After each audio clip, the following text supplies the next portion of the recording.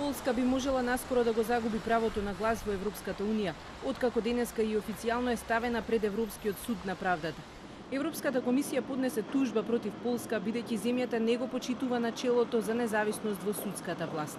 Имено, новиот закон усвоен од авторитарната власт во Варшава предвидува намалување на старосната граница за пензионирање на судиите во Врховниот суд, со што 27 од 72 судии треба да заминат во пензија, а на нивно место ќе дојдат нови судии кои ќе ги именува министерот за правда.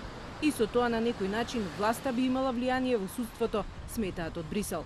The Commission believes that the continued application of the retirement regime foreseen in the new law would lead to serious and irreparable damage. This is why the Commission will request the Court to take interim measures with the aim of, first, suspending the application of the provisions on the retirement regime, second, ensuring that those judges who are affected by the new law continue to exercise fully their judicial functions, and third, stopping the appointments of new judges to the posts of judges prematurely retired, including the appointments of an acting first president and a new first president. Но оваа одлука на Брисел и предходеше политичка игра од речиси цела година.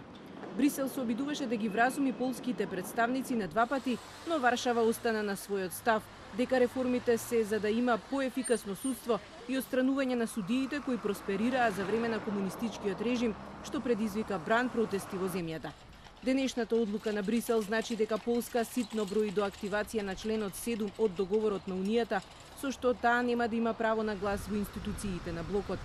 Членот 7, познат како политичката атомска бомба, беше воведен кога Унијата се ширеше на исток, со цел идните земји членки да се предупредат што ги чека ако ги прекршат основните постулати на европското семејство.